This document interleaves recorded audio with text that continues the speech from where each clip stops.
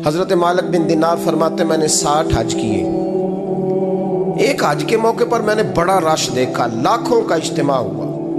मेरी बातों की समझ तो आ रही है ना आप दोस्तों? जो नहीं बोल रहे उन्हें भी आ रही है ना? अल्लाह जज़ा दे।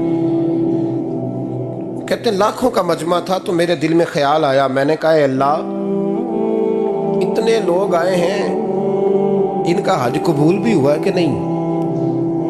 फरमाते मैं सोच रहा था तो रात को ना ख्वाब में मैंने किसी कहने वाले को कहते हुए सुना कि सबका कबूल हो गया है।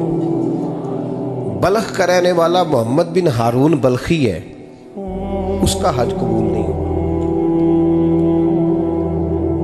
फरमाते शहरों के अलग-अलग खैमे लगते थे। अब भी आप हज करने जाएं तो पाकिस्तानियों की रिहाइशें अलग होती हैं, इंडियन की अलग, बांग्लादेश के अलग, मिस्री, यमनी, सब लोग अलग-अलग रिहाइशें होती हैं, झंडे लगे होते हैं मुल्कों के। कहते मैंने सवेरे उठ के ढूंढना शुरू कर दिया,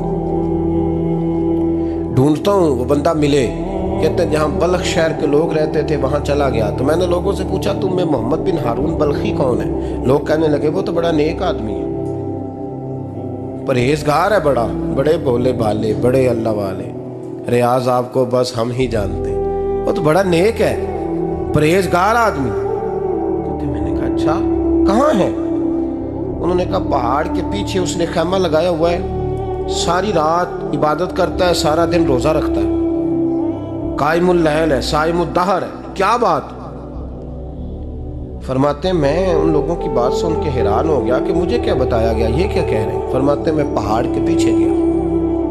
हज़रत मालिक बिन दिनार अलैहिर्रहमा फरमाते हैं जब मैं वहां पहुंचा तो मैंने उस शख्स को मुसल्ले पे बैठे देखा। कसरत इबादत के आसार उसके वजूद पर नजर आ रहे थे, सीधा बाजू उसका कटा हुआ था। फरमाते 2 रकते मुकम्मल करके ना मैंने उससे अस्सलामु अलैकुम कहा तो मुझे कहने लगा वालेकुम अस्सलाम, आप मालिक बिन दिनार हैं? मैंने कहा बड़ी इसकी फिरासत है।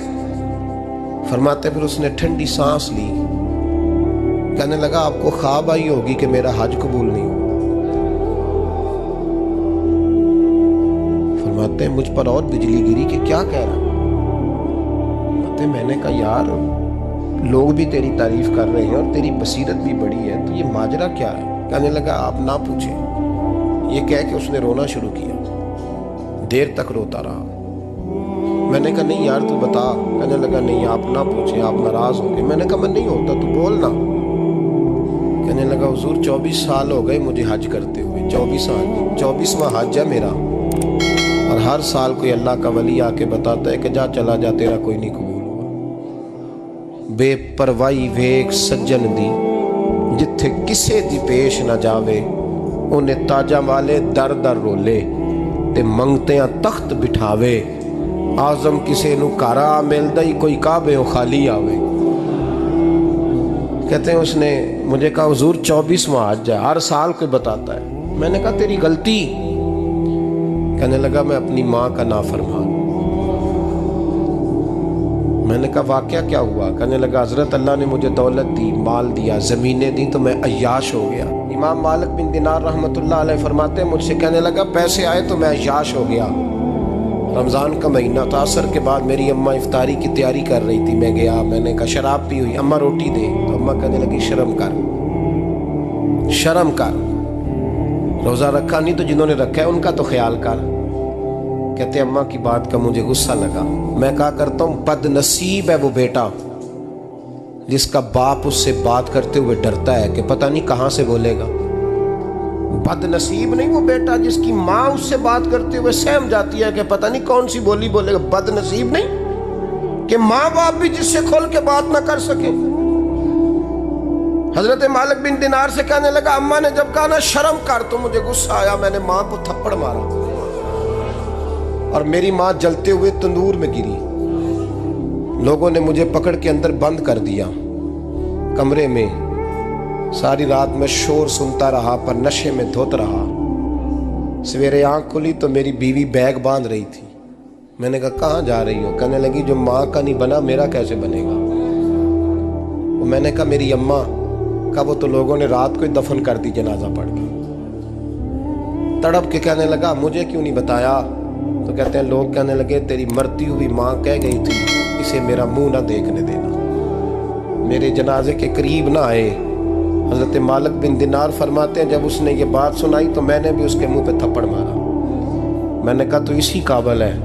कहते हैं वो रोने लगा, हुजूर दुआ करे अल्लाह मुझसे राज़ी हो जाए। कहने लगा जब माँ की इंतकाल की खबर मिली तो मैंने कुल्हाड़ी लेके वो हाथ काट दिया जिससे माँ को मारा था। मैंने सारी जायदादें खिरात कर दी। 24 साल हो गए, 24 साल। सारी रात नमाज पढ़ता हूँ, रोज़ा रखता हूँ, हज करता हूँ, पर हर साल कोई आके कहता है जा दौड़ जा, तेरा कोई नहीं कबूल हुआ। हुजूर दुआ करे मालिक राज़ी हो जाए। फरमाते मैं थप्पड़ मार के आ गया। मैंने कहा तुझसे राज़ी हो जाए इतने जालिम से?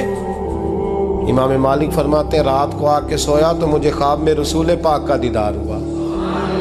तो नबी पाक अलैहिस्सलाम ने फरमाया मालिक तू उसे मायूस क्यों कर आया है, अल्लाह तो बड़ा मेहरबान है। कहा हुजूर माँ के नाफरमान को माफ़ी कैसे मिलेगी?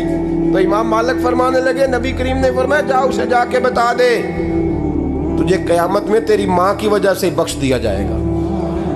कहा हुजूर अम्मा की वजह से किस तरह?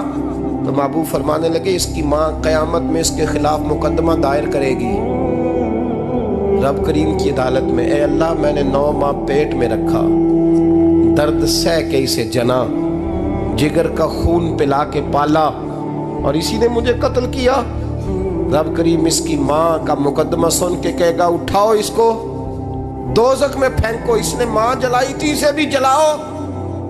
महबूब फरमाने लगे जब पकड़ करके मालिक उसको मोहम्मद बिन हारून को लोग ले जाएंगे ना जहन्नम की तरफ, अभी फरिश्ते घसीटेंगे ही तो पलट के फिर अम्मा की तरफ देखेगा और दूसरी दफा फिर घसीटेंगे तो पलट के देखेगा और तीसरी दफा फिर पलट के कहेगा अम्मा ये मुझे जलाने लगे, अम्मा ये जहन्नम में फेंकने लगे। मेरे हबीब फरमाने लगे वो जल के मरने वाली माँ वहाँ भी बोल पड़ेगी, कहेगी या अल्लाह चल मैंने माफ़ किया तू भी माफ़ कर दे, ऐ अल्लाह मैंने माफ़ किया तू भी माफ़ कर दे, अल्लाह तू माफ़ कर दे इसे।